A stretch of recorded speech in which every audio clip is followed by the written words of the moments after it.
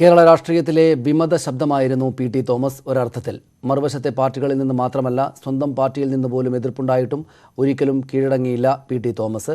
K കരുണാകരനെ ശക്തമായി എതിർത്ത KSU president എന്ന നിലയിലാണ് പി ടി എന്ന രണ്ടക്ഷരം ആദ്യം ശ്രദ്ധേയമാകുന്നത്.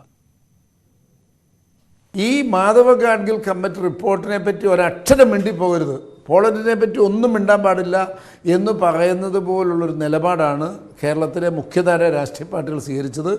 അതിൻ്റെ കണ്ണീരാണ് ഇന്ന് പ്രളയമായി 2018-ലും 2019-ലും ഒക്കെ പെയ്തിറങ്ങുമ്പോൾ ആളുകൾ കണ്ടുകൊണ്ടിരിക്കുന്നത്. മാധവ ഗാഡ്ഗിൽ റിപ്പോർട്ടിന് അനുകൂലമായി കേരളത്തിൽ സംസാരിച്ച ഒരേയൊരു മുഖ്യധാര രാഷ്ട്രീയ പാർട്ടി നേതാവ്. സമീപകാല ചരിത്രം പി ടി തോമസിനെ അടയാളപ്പെടുത്തുന്നത് ഇങ്ങനെയായിരിക്കും. സ്വന്തം തോൽവി ഉറപ്പാണെന്നറിഞ്ഞിട്ടും ഇടുക്കി MP എന്ന നിലയിൽ ഗാഡ്ഗിൽ കമ്മിറ്റി റിപ്പോർട്ടിന് അനുകൂലമായ നിലപാട് തുടർന്നതുകൊണ്ടും മാത്രമല്ല തോമസ് വാർത്തകളിലെത്തിയത്. നടി ആക്രമിക്കപ്പെട്ട കേസിൽ ഗൂഢാലോചന പുറത്തു പറഞ്ഞ് ആദ്യമുയർന്ന ശബ്ദം ഇതുതന്നെയായിരുന്നു. പെട്ടെന്നുള്ള വണ്ടിയെല്ലാം പെട്ടെന്ന് പോയാൽ ഇപ്പം തന്നെ അവനെ 10 മിനിറ്റ് കൊണ്ട് നമുക്ക് അവനെ പിടിക്കാമല്ലോ എന്ന് പറയും. പോലീസ് അങ്ങനെ ചെയ്യുന്നു എന്നാണ് ഞങ്ങൾ ധരിച്ചിരുന്നത്. പക്ഷെ അതിലെന്തോ ഒരു അലംഭാവം വന്നിട്ടുണ്ടെന്നുള്ളത് സത്യമാണ്. അതിൻ്റെ അകത്തൊരു വീഴ്ച പോലീസിൻ്റെ ഭാഗത്ത് കൃത്യമായിട്ട് പറയാൻ കഴിയും. കോൺഗ്രസ് രാഷ്ട്രീയത്തിലും എക്കാലവും തോമസ് ഒരു വിമതത്വം കൊണ്ടു നടന്നു. ദീർഘകാലമായി രാഷ്ട്രീയ ഗുരുവായിരുന്നവരെ പോലും അതിൽ നിന്ന് മാറ്റി നിർത്തിയില്ല.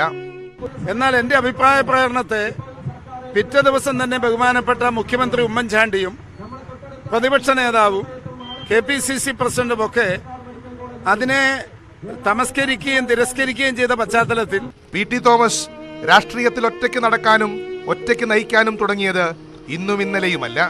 KSU പ്രസിഡന്റായിരിക്കുമ്പോൾ തുടങ്ങിയതാണ് വേറിട്ട നിലപാടുകളുമായുള്ള ആ യാത്രകൾ. അടിയന്തരാവസ്ഥയിലെ പിണക്കത്തിന് ശേഷം ആന്റണിയുടെ നേതൃത്വത്തിലുള്ളവർ കരുണാകരനുമായി സന്ധിയായ സമയം, അന്ന് A ഗ്രൂപ്പിന് കിട്ടിയ ഒരേയൊരു പദവിയായിരുന്നു KSU പ്രസിഡന്റ് സ്ഥാനം. ആ പദവി വഹിച്ചത് പി ടി തോമസും. ആ പദവി സംരക്ഷിക്കാൻ വേണ്ടി കരുണാകരനുമായി ഒരു സന്ധിക്കും വഴങ്ങാതെ വന്നതോടെ ശരത്ചന്ദ്ര പ്രസാദിനായി വഴിമാറ്റം.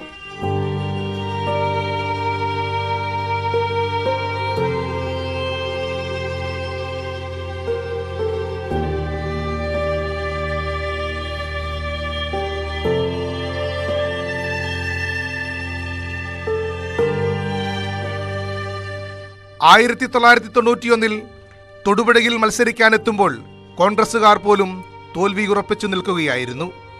കേരള കോൺഗ്രസ് ജോസഫ് വിഭാഗത്തിന്റെ ശക്തി കേന്ദ്രത്തിൽ PC ജോസഫായിരുന്നു എതിരാളി.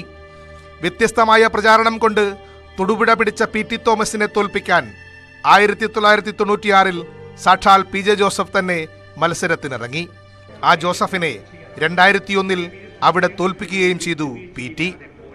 ഇടുക്കിയിൽ നിന്ന് ലോക്സഭയിലേക്ക് എത്തിയ പി ടി തോമസ് കുടിയേറ്റക്കാരൻ, വിശ്വാസി, കോൺഗ്രസുകാരൻ തുടങ്ങിയ ഭാരങ്ങളെല്ലാം ഉപേക്ഷിച്ചാണ് ഗാഡ്ഗിൽ റിപ്പോർട്ടിനായി വാദിച്ചത്.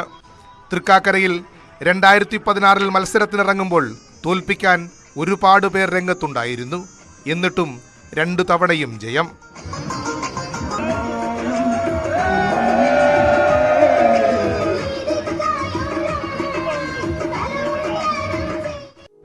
ജനിച്ചു വളർന്ന ഉപ്പുതൊട്ടിൽ മാത്രമല്ല, വന്നു നിന്ന ഏതു മണ്ണിലും സ്വന്തം രാഷ്ട്രീയ പതാക പാറിച്ചയാളാണ് വിടവാങ്ങുന്നത്. News desk, News 18. ഇടവേളയ്ക്ക് ശേഷം വാർത്തകൾ തുടരും.